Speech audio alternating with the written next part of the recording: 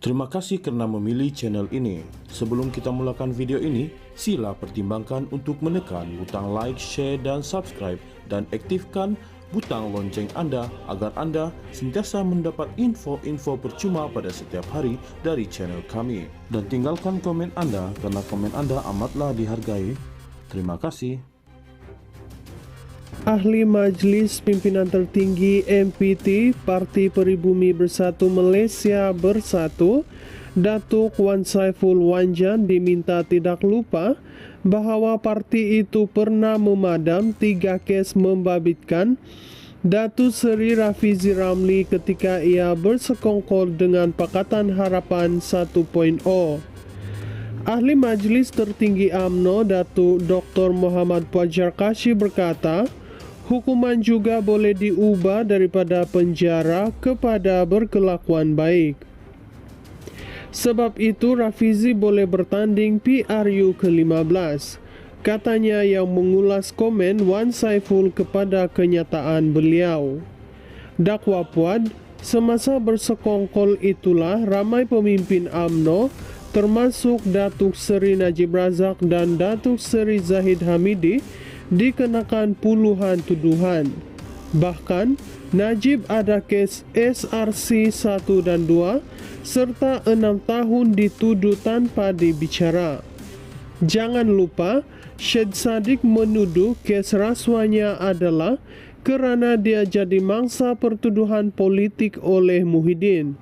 Ingat, semasa berkuasa, kes kamu boleh dicari tetapi tidak dicari. Kamu cuma padam sahaja, bidas Puad.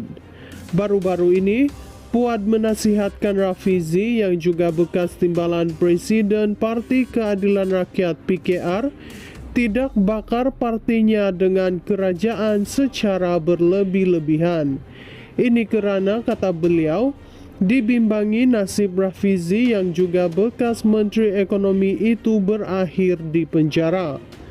Wan Saiful pula memberi respon kepada kenyataan Puad dengan berkata, institusi negara sudah rosak susulan kenyataan kes boleh dicari yang dibuat oleh pemimpin UMNO itu. Ahli Parlimen Tasik Gelugor berkata, beliau juga beranggapan kenyataan Puad itu memperkukuhkan lagi persepsi kerajaan hari ini bermaharajalela dalam memperkuatkan agensi penguatkuasaan untuk tujuan politik.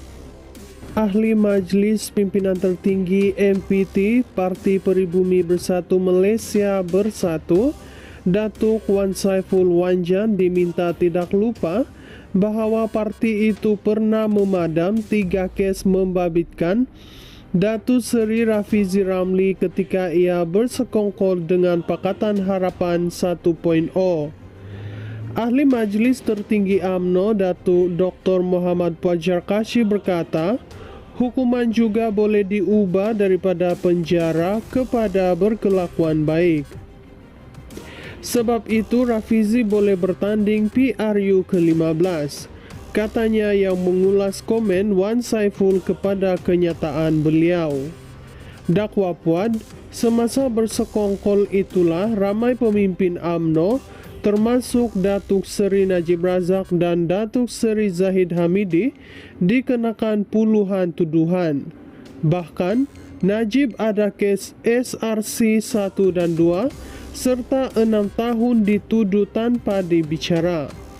Jangan lupa, Syed Saddiq menuduh kes rasuahnya adalah kerana dia jadi mangsa pertuduhan politik oleh Muhyiddin. Ingat, semasa berkuasa, kes kamu boleh dicari tetapi tidak dicari. Kamu cuma padam sahaja, bidas Puad. Baru-baru ini, Puad menasihatkan Rafizi yang juga bekas timbalan Presiden Parti Keadilan Rakyat PKR tidak bakar partinya dengan kerajaan secara berlebih-lebihan.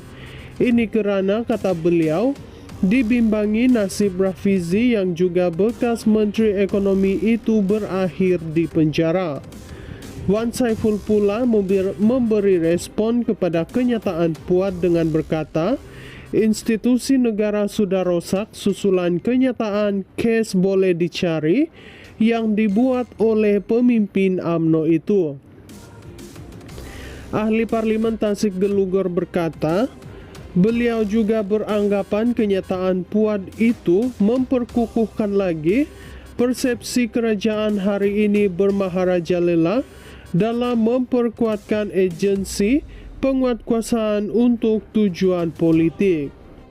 Ahli Majlis Pimpinan Tertinggi MPT Parti Peribumi Bersatu Malaysia Bersatu, Datuk Wan Saiful Wanjan diminta tidak lupa bahwa parti itu pernah memadam 3 kes membabitkan Datuk Seri Rafizi Ramli ketika ia bersekongkol dengan Pakatan Harapan 1.0.